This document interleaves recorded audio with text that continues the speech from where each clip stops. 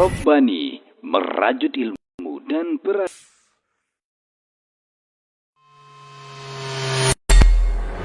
Di para sahabat itu, kaum muslimin, yang terbayang bagi mereka itu adalah infak, yang terbayang bagi mereka adalah sebuah kebahagiaan, keselamatan di akhirat yang kekal dan abadi di sisi Allah Tabaraka wa Ta'ala. Semua kita boleh klaim sekarang, kamu cinta Nabi, cinta Ustaz, cinta Nabi, cinta Ustaz, termasuk saya, cinta Nabi, cinta. Kapan tahunya? Besok di akhirat.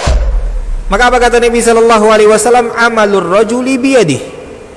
Penghasilan yang terbaik adalah pekerjaan yang dilakukan oleh seseorang dengan tangannya sendiri. Wa kullu bai'in mabrur. Dan setiap jual beli yang mabrur. Ini aktivitas ini membantu saya di akhirat atau akan menyulitkan saya di akhirat? Kalau seandainya perbuatan itu ternyata akan menyulitkan kita di akhirat kelak, tinggalkan perbuatan itu.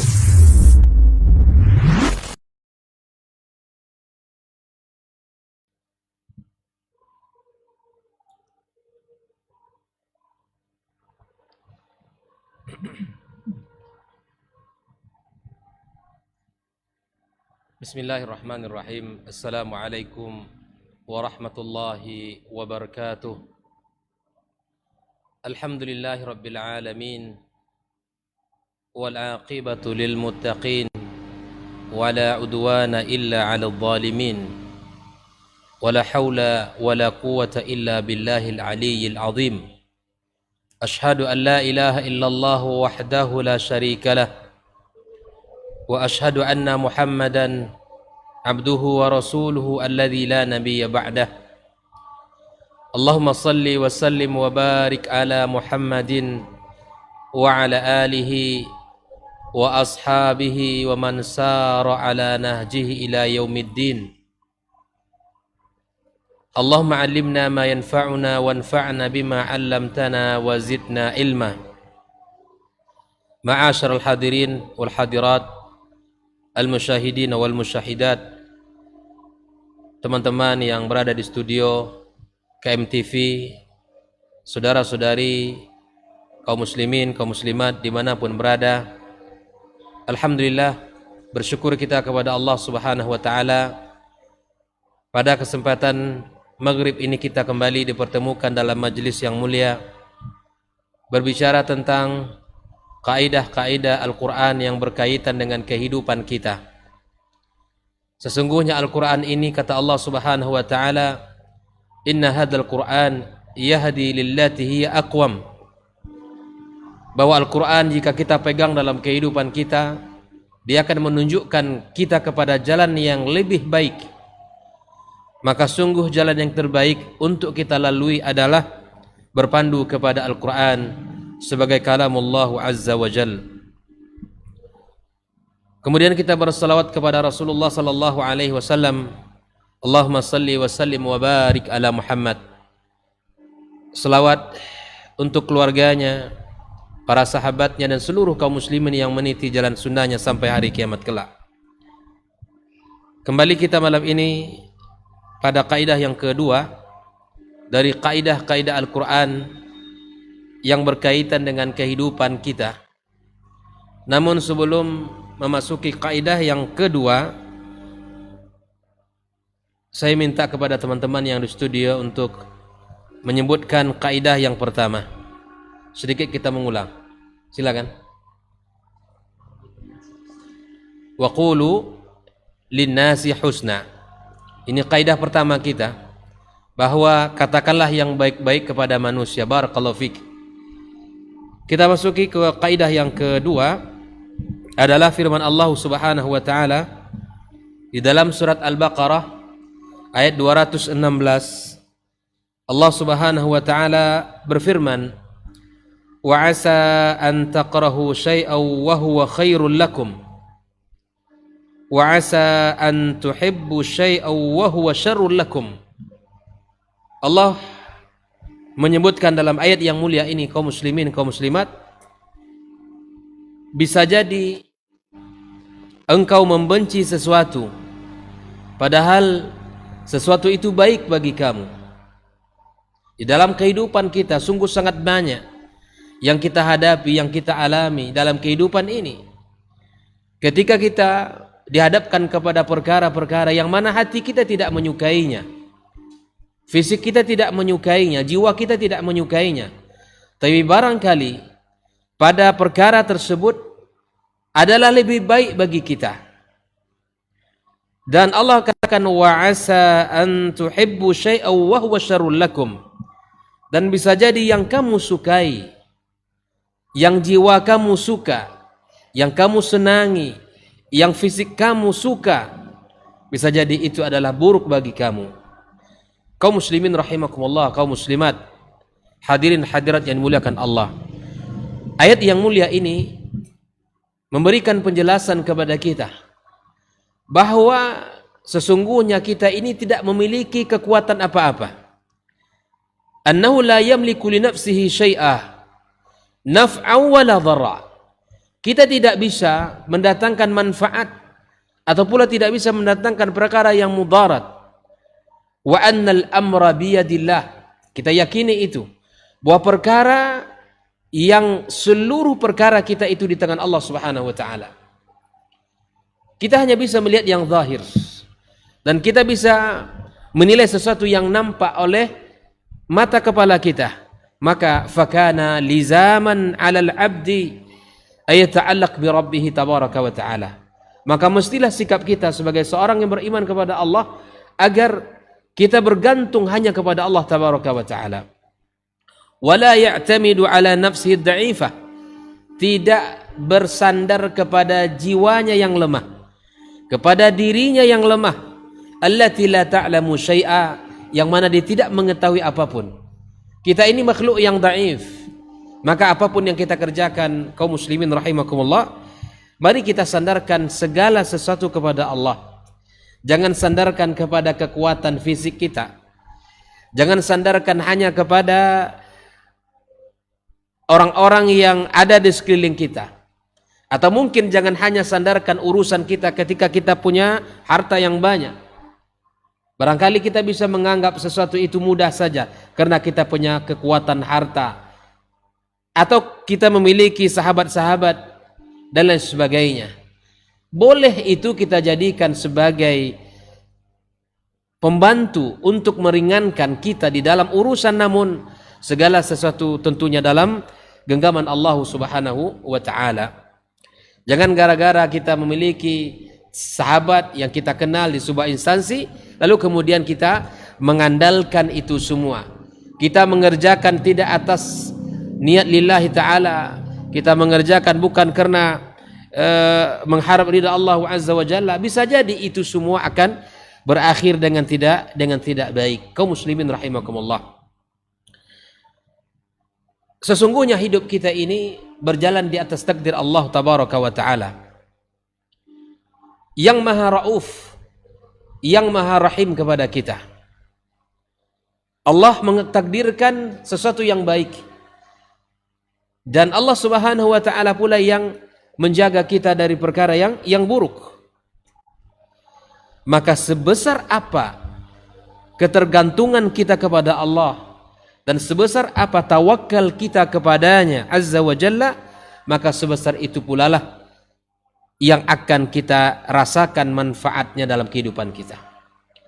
Dunia ini penuh dengan cobaan. Dunia ini penuh dengan ujian. Penuh dengan sesuatu yang membawa kita kepada keburukan.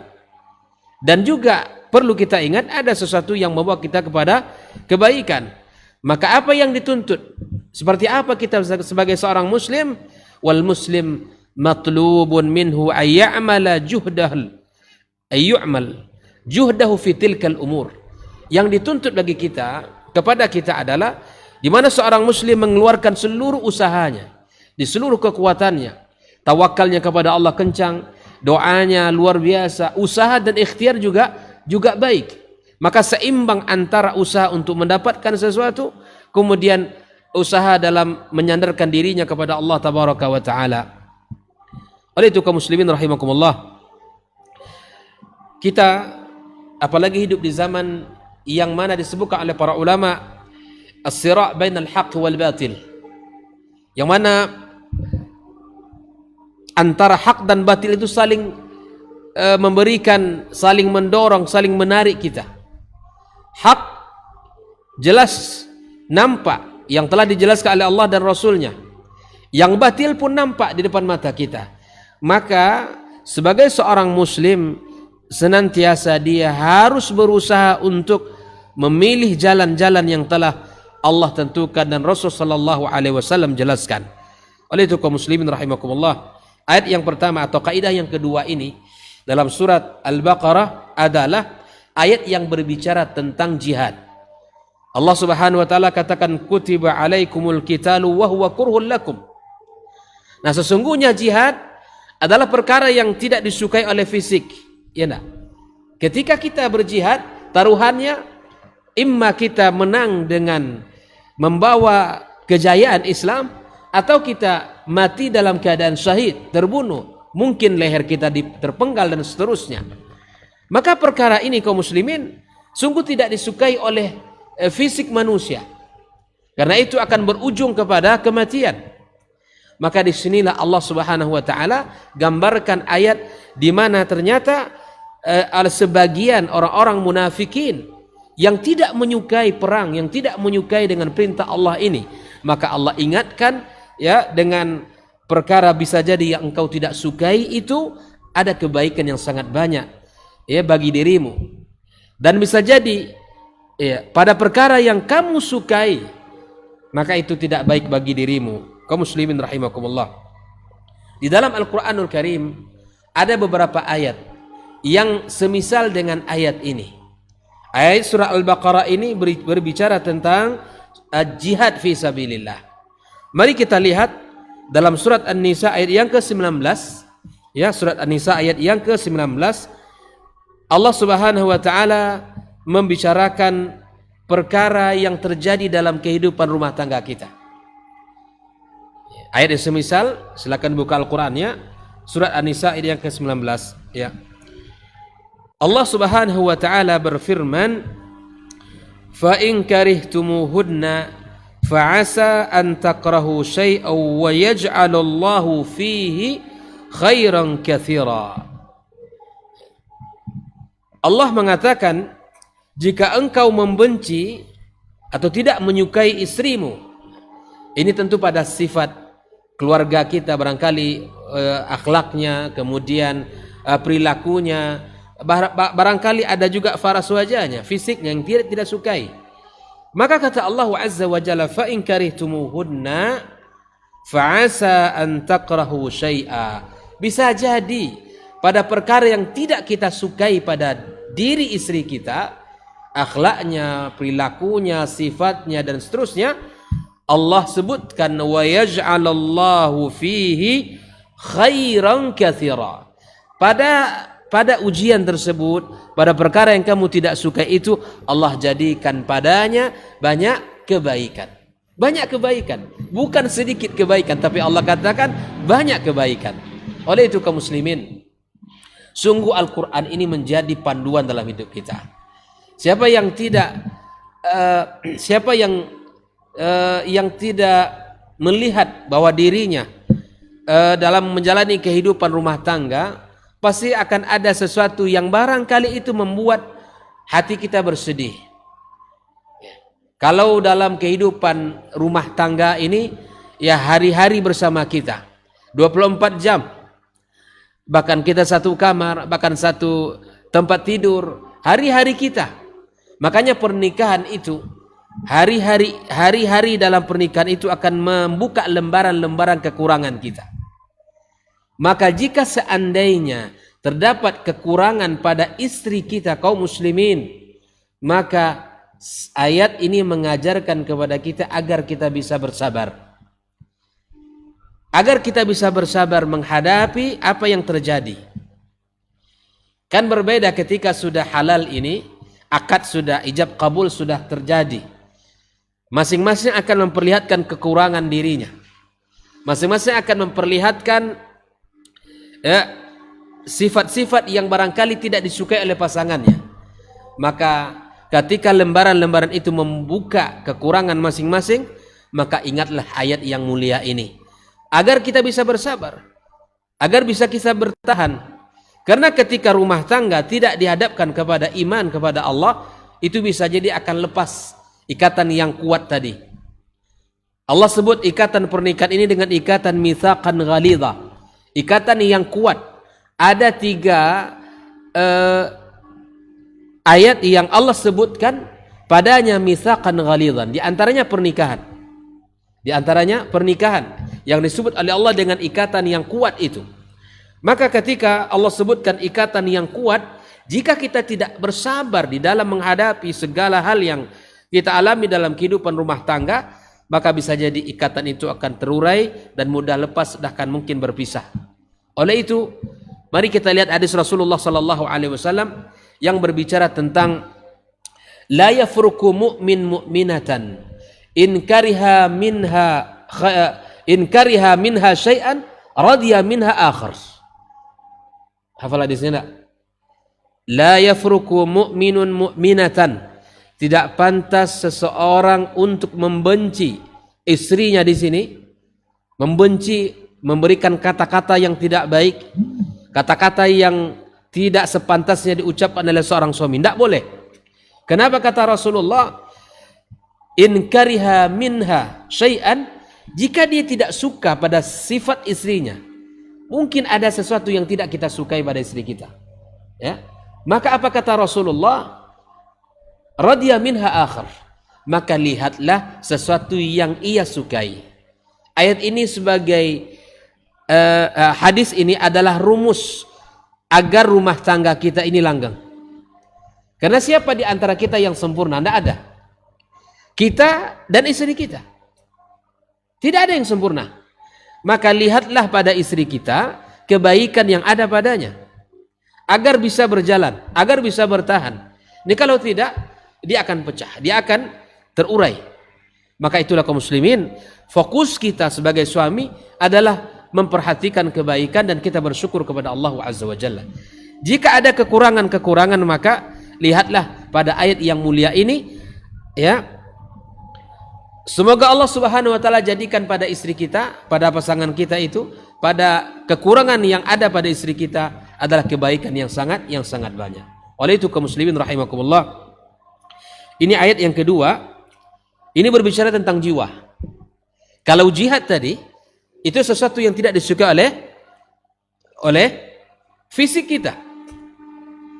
Namun sifat kekurangan, sifat buruk, atau kekurangan yang ada pada akhlak dari istri kita, ini adalah sesuatu yang tidak disukai oleh jiwa kita. Makanya kaidah ini adalah 50 kaidah Al-Quran di dalam kehidupan yang berkaitan dengan kehidupan dan jiwa kita. Maka kalau kita perhatikan kaidah-kaidah ini semua, sungguh akan mengawal kehidupan kita supaya bisa normal dan menyehatkan jiwa kita. Karena tidak ada yang namanya kehidupan ini yang sempurna, dan tidak ada yang namanya jiwa kita senantiasa stabil. Agar sehat fisik kita, agar sehat jiwa kita, maka kembalilah kepada kaidah-kaidah yang telah Allah turunkan di dalam Al-Quran ini. Kaum muslimin rahimakumullah. Nah, di dalam kehidupan rumah tangga, ya, Rasulullah sallallahu alaihi wasallam telah mencontohkan banyak hal. Ketika terjadi permasalahan dan kekurangan, maka Rasulullah sallallahu alaihi wasallam senantiasa memberikan kepada kita kalimat, ya khairukum li ahlikum wa ana khairukum li ahli. Kalimat itu harus senantiasa kita pegang. Di para rijal yang ada di studio ini, maka kalimat ini adalah kalimat yang harus senantiasa hadir dalam diri kita. Sebaik-baik laki-laki itu adalah orang yang terbaik kepada keluarganya. Itu, ingat itu. Yang terbaik di antara kita semua ini adalah, dan seluruh kaum muslimin yang menyaksikan kajian kita, adalah mereka yang terbaik kepada keluarganya. Jadikan ukuran kebaikan kita itu adalah di mana kita mampu dan bisa berbuat baik kepada pasangan kita. Kalau mungkin ada angket yang membuat indikasi-indikasi kebaikan itu, ya dengan teman sekantornya, dengan sahabat dekatnya atau tetangganya, sekarang kita singkirkan, kita pindahkan bahwa ukuran terbaik dalam Islam salah satunya adalah diukur, ya, seseorang laki-laki itu baik ketika dia baik kepada pasangannya, ya. kaum muslimin, kaum muslimat rahimakumullah. Maka ada ayat yang ketiga, ayat yang semisal dengan kaidah yang kedua ini adalah di dalam surat An-Nur, ya kalau tidak salah surat An-Nur. Ini adalah kisah hadithul ifki yang terjadi pada bunda kita Aisyah radhiyallahu taala anha. Hadithul ifki, ayat yang semisal tentang ini adalah ayat yang kedua, ayat yang ketiga, ya, adalah firman Allah tabaraka wa taala, la tahsabuhu syarran lakum bal huwa khairul lakum. Ketika hadithul ifki, teman-teman ingat ya hadithul ifki ya, di mana ibunda kita Aisyah dituduh berzina ya oleh seorang munafik. Subhanallah, kota Madinah menjadi kota yang terasa agak sedikit berbeda suasananya. Hal ini memang membuat suasana tidak nyaman. Bahkan Rasulullah sallallahu alaihi wasallam merasakan betapa dirinya diuji oleh Allah Subhanahu wa taala dengan fitnah tersebut. Ibunda kita Aisyah radhiyallahu taala anha juga demikian. Ya, maka kemudian Allah Subhanahu wa taala memberikan pelajaran kepada kaum muslimin di sana agar kita tetap berhusnudzan kepada Allah Azza wa Jalla. Apapun yang kalian hadapi dalam kehidupan, maka jadikanlah Allah yang terbaik, yang memiliki yang terbaik untuk kita. Maka di sini Allah katakan la tahsabuhu syarran lakum. Ya, jangan dikira ya apa hal yang terjadi kepada kalian itu adalah buruk untuk kalian. Bal huwa khairul lakum. Namun itu adalah sungguh sangat baik bagi kalian. Nah, kaum muslimin rahimakumullah, inilah dua ayat yang semisal dengan surat Al-Baqarah 216, itu surat An-Nisa, kemudian surat An-Nur ini. Nah, kisah kaum munafikin ini ada tentang hadithul ifki ini juga sesuatu yang tidak disukai oleh jiwa kita. Kalau seseorang dituduh, difitnah, apa perasaan kita? Tidak nyaman. Ya, kita tidak melakukan itu namun kita tertuduh. Maka bahkan mungkin fisik dan jiwa kita terganggu sekaligus. Kita dituduh oleh orang. Tapi ingat kata Allah, la tahsabuhu syarran lakum bal huwa khairul lakum. Ingat, itu tidak hanya buruk, insyaallah tidak buruk bagi kalian, namun insyaallah tabaraka wa taala itu akan ada kebaikan bagi kalian semuanya. Kaum muslimin rahimakumullah, maka dari ayat yang mulia ini kita ambil beberapa faedah yang bisa kita petik. Yang pertama adalah kita senantiasa berhusnuzan kepada Allah Subhanahu wa taala, bahwa ketetapan Allah itu jauh lebih baik, dan apa yang dipilihkan oleh Allah Subhanahu wa taala tentu itulah yang terbaik untuk kita.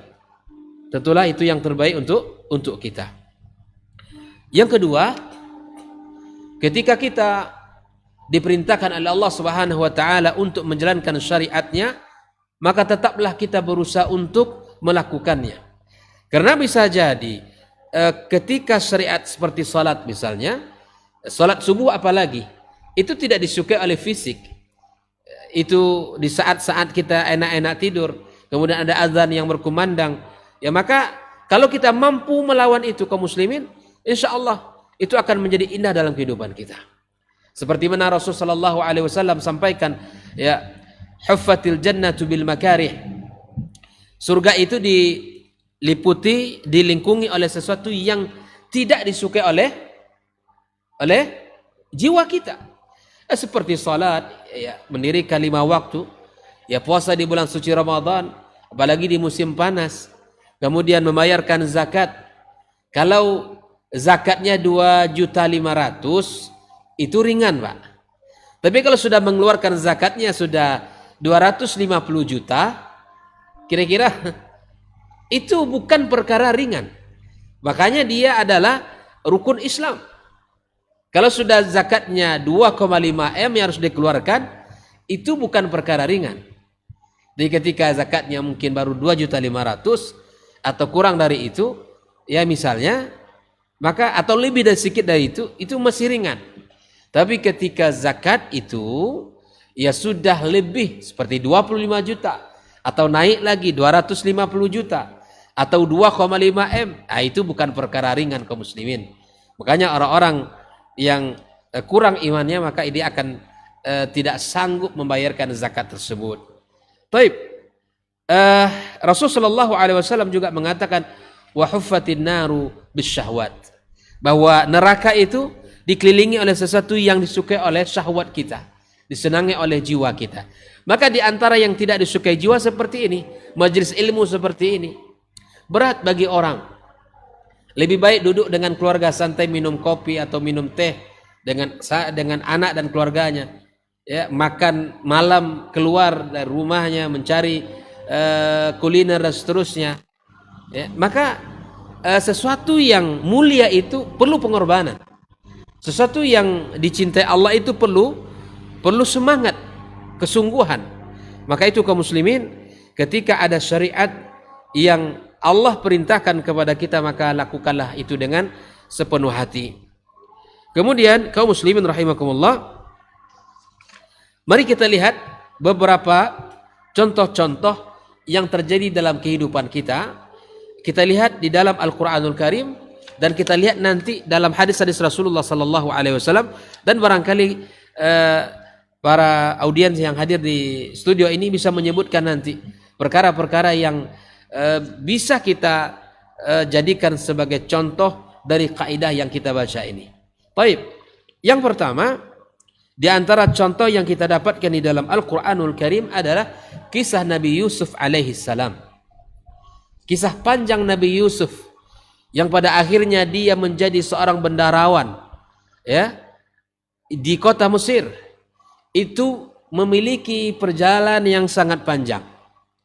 Diawali dengan ketidaksukaan saudara-saudaranya, sehingga mereka membuang Nabi Yusuf ke mana? Ke sumur. Lalu kemudian mereka kembali ke rumah mengadu kepada ayah mereka dengan pura-pura bahwa adiknya ini diterkam oleh serigala, membawa bukti baju yang tidak benar dengan darah dan bukan darah yang sesungguhnya. Perjalanan Nabi Yusuf alaihissalam, kemudian dia dibeli, ya dijual, kemudian pada akhirnya dia difitnah, ya dengan ujian yang sangat berat. Fitnah Nabi Yusuf bukanlah fitnah yang terjadi pada Nabi Yusuf, bukan fitnah yang ringan kaum muslimin. Berat sekali. Ya, dihadapkan kepada wanita yang cantik, punya kuasa, ya, punya kekayaan. Ya, ini sangat berat bagi seorang laki-laki. Namun Allah Subhanahu wa taala menghadiahkan kepadanya sebuah kebesaran, menjadi seorang penguasa, menjadi seorang menteri di sana setelah mengalami perjalanan panjang yang barangkali secara fisik dan jiwa tidak disukai. Endingnya indah. Tapi kemudian Nabi Yusuf alaihissalam dengan kesabarannya, dengan berhusnuzan kepada Allah, dengan bersandar diri kepada Allah Azza wa Jalla, kemudian Allah hadirkan kembali keluarga besar, ayahnya yang sudah sakit lama berpisah sampai buta, berpisah dengan Nabi Yusuf alaihissalam. Ya Allah, sembuhkan mata ayahnya, bahkan keluarga-keluarganya, saudara-saudaranya yang telah menzaliminya kembali bertaubat kepada Allah dan mengakui kesalahannya, dan kemudian Allah himpun mereka dalam istana di kota Mesir. Ini adalah ending yang luar biasa. Padahal perjalanan yang sangat panjang itu sangat menyedihkan dan sangat menyakitkan jiwa, bahkan fisik Nabi Yusuf alaihissalam. Silakan nanti, dan kajian tentang perjalanan Nabi Yusuf sudah banyak disampaikan oleh para asatiz kita. Namun di sini kita ingin membuktikan bahwa ketika ada sesuatu yang tidak kita sukai, lalu kemudian bisa jadi dalam perkara itu adalah banyak kebaikan yang Allah hadirkan nanti setelah kita menjalaninya. Kisah kedua kaum muslimin rahimakumullah adalah kisah ibunya Nabi Musa alaihissalam. Di saat ujian berat, bahwa ketika Fir'aun membuat aturan bahwa setiap anak yang lahir itu mesti dibunuh, maka dibuatlah aturan 1 tahun lahir, setahun ini lahir dibunuh, tahun besok tidak dibunuh. Siapa saudara Nabi Musa? Harun ya. Kisah Nabi Harun tidak terlalu banyak Allah ungkapkan di dalam Al-Quranul Karim. Kenapa? Salah satu sebabnya karena Nabi Harun itu lahir di saat aturan Fir'aun, ya, di saat aturan Fir'aun di mana tahun lahir itu tidak dibunuh. Nah, Musa saudaranya lahir di saat aturan kalau tahun itu lahir dia mesti dibunuh. Maka kemudian bagaimana ibu yang Masya Allah yang melahirkan, yang di rahimnya 9 bulan melahirkan penuh perjuangan, lahir pula di saat atau di tahun aturan yang sangat keras dan sangat dahsyat itu.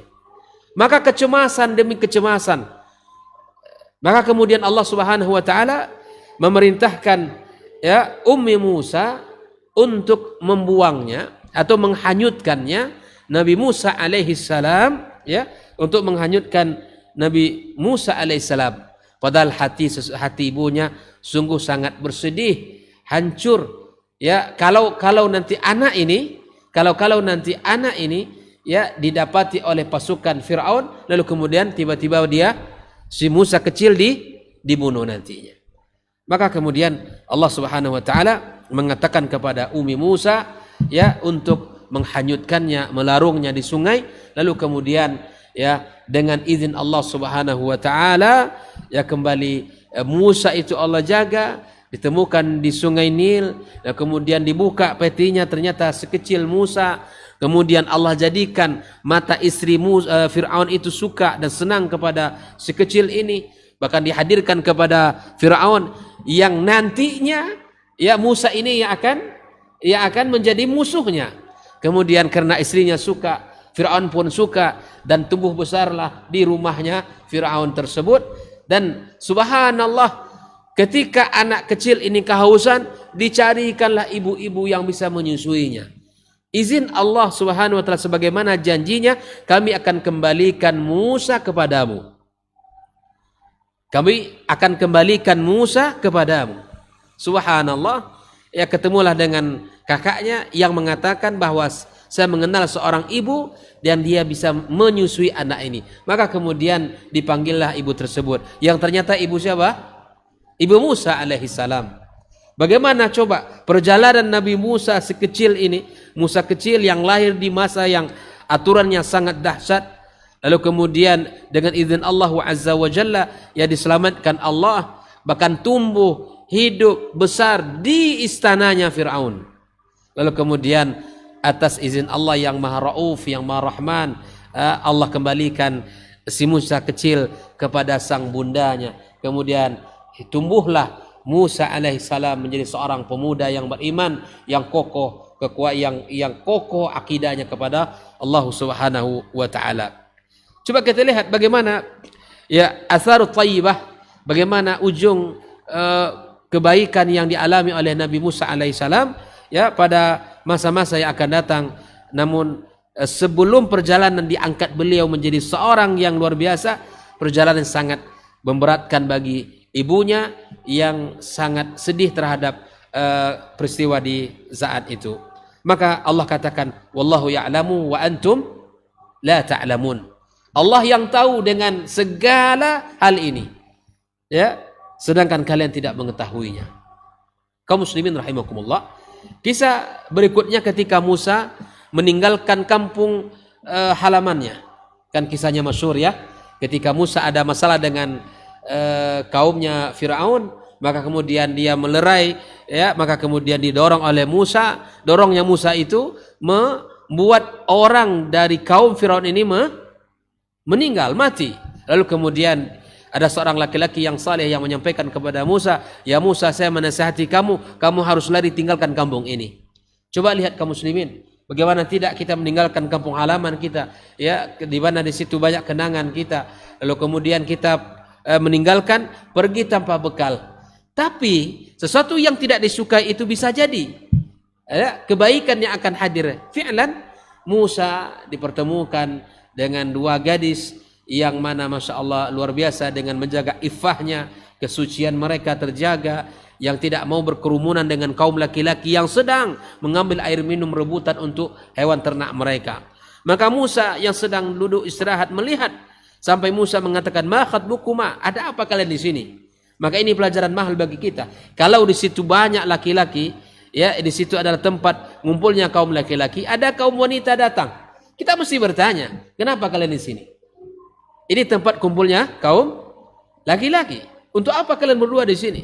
Maka kemudian dua wanita ini menyebutkan bahwa sesungguhnya kami ya ingin mengambil air untuk ternak kami. Disebutkan alasannya. Apa alasannya? Orang tua kami adalah orang tua yang sudah renta, yang sudah tua. Maka kemudian Nabi Musa membantunya dan akhirnya Nabi Musa diundang untuk datang ke rumahnya. Kemudian sampai di sana ya dia dipekerjakan, kemudian akhirnya menikahi salah seorang wanita yang dari dua anak Nabi ini. Ya, dalam perjalanan panjang dia berjalan menuju rumah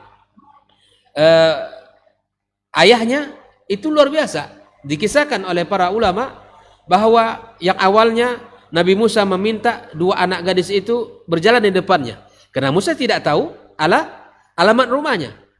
Lalu kemudian Musa tidak nyaman dengan kondisi ini.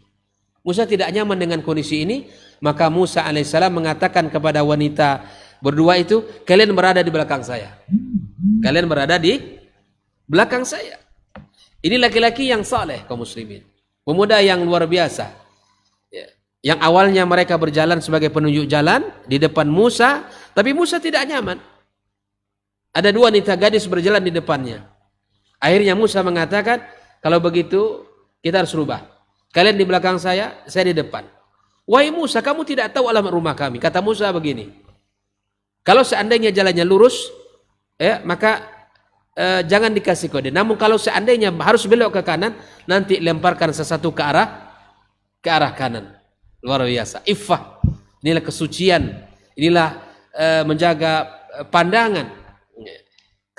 Kalaulah ada laki-laki yang seperti ini kaum muslimin di masa-masa seperti ini, sungguh sangat luar biasa. Ya, mudah-mudahan kita dan anak-anak kita yang menjadi orang-orang yang kalaupun tidak seperti itu mendekati akhlak dan sifat ya Nabi Musa alaihissalam dalam menjaga kesucian dirinya. Akhirnya tibalah Nabi Musa di rumah ayah mereka dan kemudian akhirnya ya Nabi Musa dinikahkan dengan salah seorang putri dari Nabi tersebut. Kaum muslimin rahimakumullah.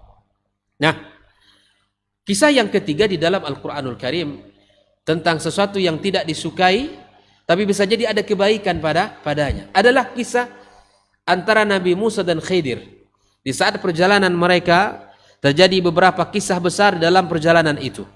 Di antaranya apa? Ya, Nabi Khidir memerintahkan untuk membunuh salah seorang. Masih ingat kisahnya?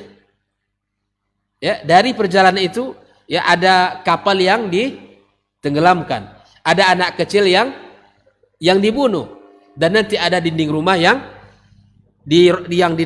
yang hampir roboh dibangun kembali. Nah, di antara kisahnya adalah fi qissatil ghulam alladhi qatalahu al-Khidir. Ada anak kecil yang dibunuh oleh Khidir. Bi amrillah, tentunya ini bukan keinginan Khidir semata, tentu ini adalah ya perintah Allah Subhanahu wa taala. Fa innahu allala qatlahu biqaulih. Ya, maka di sinilah Khidir menyebutkan alasan membunuhnya. Kita lihat, wa ammal ghulamu fa kana abawahu mu'minaini fa khashina ay yurhiqahuma tu'yana wa kufra. Adapun anak kecil yang dibunuh ini adalah di mana kedua orang tuanya adalah beriman kepada Allah Subhanahu wa taala. Maka kalau anak ini tumbuh nanti menjadi besar dewasa, fa khashina, kami khawatir ya, takut ayyurhiqahuma tu'yana wa kufra. Kata-kata murhaq di dalam bahasa Arab itu bukan hanya membuat kita lelah kaum muslimin. Teman-teman tahu tidak, murhaq itu orang yang lelahnya itu tidak bisa lagi, bahkan tidak sadar lagi. Saking capeknya, saking sulitnya kehidupan dia itu. Itu namanya murhaq. Lihat wajahnya saja kita tidak kasihan. Lihat fisiknya lemah, tidak bisa berbuat apa-apa. Ini murhaq. Maka ditambah lagi dengan tu'yana wa kufra. Anak ini akan melampaui batas dan menjadi seorang yang kufur. Maka kemudian fa'aradna ya ayubdilahuma rabbuhuma khairam minhu. zakata wa aqraba rahma. Maka kaum muslimin rahimakumullah, secara zahir perbuatan yang dilakukan oleh Khidir itu sungguh sangat bertentangan. Tapi itu semua atas izin Allah Subhanahu wa taala. Ya, ketika anak ini tumbuh nanti besar akan membuat orang tuanya lelah. Membuat orang tuanya ya bersedih. Tapi jangan diartikan ayat ini bagaimana kalau anak saya, Ustaz? Gitu kan? Kalau anak saya ini kira-kira ya, kalau kita lihat kisah Nabi Khidir ini, perilaku yang tidak baik ini barangkali seperti kisah yang dialami Nabi Khidir. Jangan. Yang disuruh untuk memenuhi itu hanya Khidir. Kita tidak boleh. Yang kita lakukan adalah bersabar di dalam mendidiknya. Ya, yang kita lakukan adalah bersabar di dalam memperbaiki anak kita. Kaum muslimin rahimakumullah. Maka hal ini juga barangkali menjadi pelajaran mahal untuk kita. Jika seandainya ada di antara kaum muslimin yang barangkali belum Allah takdirkan pada pernikahannya keturunan, belum Allah hadirkan di tengah-tengah kehidupan rumah tangganya anak, maka jadikanlah kisah-kisah ini, ayat-ayat ini menjadi obat bagi kita. Jangan kita bersedih, jangan kita larut di dalam kesedihan. Allah Subhanahu wa taala tidak menentukan kemuliaan seseorang pada punya anak atau tidak punya anaknya. Tetapi itu semua adalah kuasa Allah untuk menghadirkannya kepada kita. Huwallazi khalaqaka fasawwaka fa'adalak. Dia yang menciptakan. Atas kuasa Allah Subhanahu wa taala yang memberikan kepada kita. Tidak kuasa manusia. Ikhtiar kita menikah, harapan kita punya anak. Namun di saat Allah belum menghadirkan anak, belum memberi rezeki anak, maka janganlah kita bersedih. Ya, janganlah kita berlarut di dalam kesedihan panjang sehingga kita tidak mendapatkan ya kebaikan dari apa yang kita alami ini. Kaum muslimin rahimakumullah. Kalau kita boleh menambahkan kisah ini, di dalam Al-Qur'anul Karim adalah kisah perang Badar. Perang Badar adalah disebut juga dengan Yaumul Furqan. Yaumul Taqal Jam'an, hari pembeda. Karena memang asal perang Badar itu bukan sengaja Rasulullah untuk berperang melawan kufar Quraisy yang ribuan jumlahnya. Rasulullah SAW keluar dari Madinah ya ingin mencegat siapa?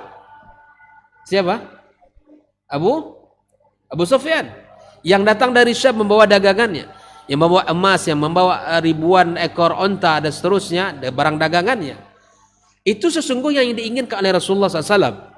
Dengan jumlah yang tidak banyak, antara 20 sampai 50 orang saja, yang tidak banyak. Namun kemudian apa yang terjadi kaum muslimin? Orang-orang kafir Quraisy di kota Mekah mendengarkan berita bahwa ya keluarganya, sahabatnya dihadang oleh Rasulullah dari Madinah.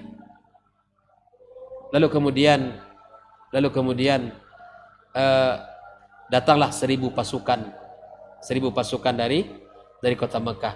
Dan ingatlah di sini Allah Subhanahu wa taala mengingatkan kaum muslimin, ya, ada di antaranya yang mengatakan kama akhrajaka rabbuka min baitika bil haqq.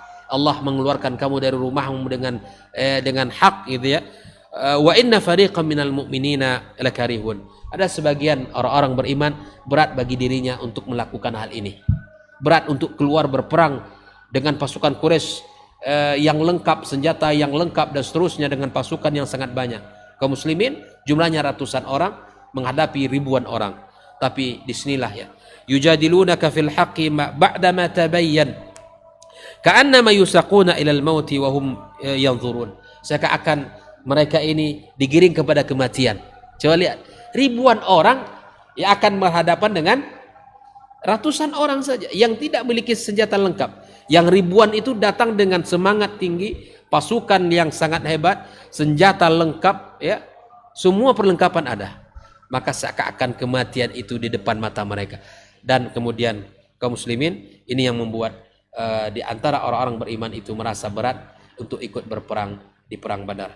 Dan perang Badar adalah yang menjadi sebab dan kekokohan kekuatan umat Islam itu hadir dalam kehidupan kita. Allah Ta'ala bisawab. Apa kita lanjutkan? Kita ambil satu contoh dari hadis Nabi SAW. Ini sebuah kisah yang sangat dekat juga dengan kehidupan kita, seperti kisah Ummu Salamah ketika meninggal suaminya Abu Salamah, ya, maka kemudian dia mendengarkan Rasulullah SAW mengatakan, ya, ma min muslimin tusibu musibatan, ma min muslimin tusibuhu musibah fayaqulu ma amara Allah inna lillahi wa inna ilaihi raji'un. Tidaklah seorang mukmin jika dia ditimpa oleh musibah maka dia mengatakan inna lillahi wa inna ilaihi raji'un, Allah ma'jurni fi musibati hadhihi wa akhluf li khairan min. Ya Allah, berikan aku ganjaran dalam musibah yang aku alami ini. Ya, bisa jadi musibah itu dengan kematian orang-orang terkasihnya, ya, ataupun musibah-musibah yang berbentuk yang lain, dan berikan aku ganjaran serta berikan aku ganti yang lebih baik darinya. Subhanallah, di sini Ummu Salamah mengatakan, siapa yang lebih baik daripada suamiku ini? Maka ternyata Allah Subhanahu wa taala, ya, menginginkan kebaikan untuk Ummu Salamah, dan pada akhirnya beliau, ya, dinikahi oleh siapa? Oleh Rasulullah sallallahu alaihi wasallam. Manusia yang paling terbaik akhlaknya, yang paling terbaik imannya, yang paling terbaik segala-galanya, Rasulullah sallallahu alaihi wasallam. Hari ini musibah-musibah yang kita alami hari ini, kaum muslimin, pandemi yang berkepanjangan ini, wabah yang sangat luar biasa ini, maka di sebagian kaum muslimin barangkali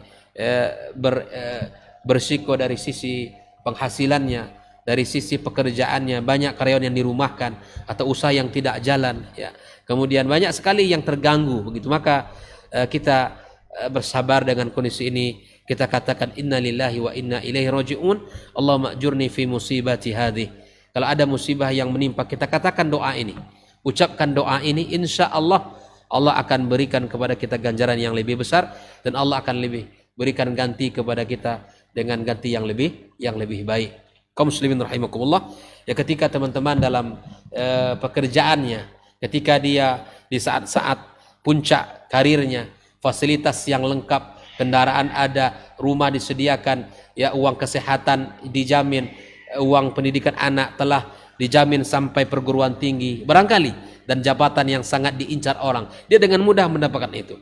Tapi ketika jabatan itu didapatkan olehnya dan dia tahu bahwa pada jabatan itu berisiko pada rezekinya untuk anak dan istrinya di sisi Allah, dengan rela dia meninggalkan pekerjaan itu karena memilih perintah Allah dan Rasulnya, maka disinilah kita membuktikan insya Allah akan banyak kebaikan-kebaikan, walaupun pahit secara ekonomi, pahit secara perasaan, pahit secara fisik, yang barangkali bonus yang diterima di awal tahun itu sangat besar, semua itu hilang sirna, ya, yang jaminan rumah, kesehatan, kendaraan, libur akhir tahun itu sudah tiada lagi.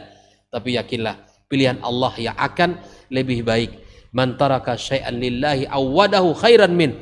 Barang siapa yang meninggalkan sesuatu karena Allah, Allah akan ganti yang lebih baik. Memang, ya, gantinya bukan berarti penghasilan lebih besar, bukan, tapi bisa jadi dirinya lebih tentram, anak dan keluarganya lebih mudah diatur, ya, dia bisa ibadah tepat waktu, bisa salat berjamaah di rumah Allah, bisa membaca Al-Quran dalam seharinya, zikir pagi dan sorenya terjaga.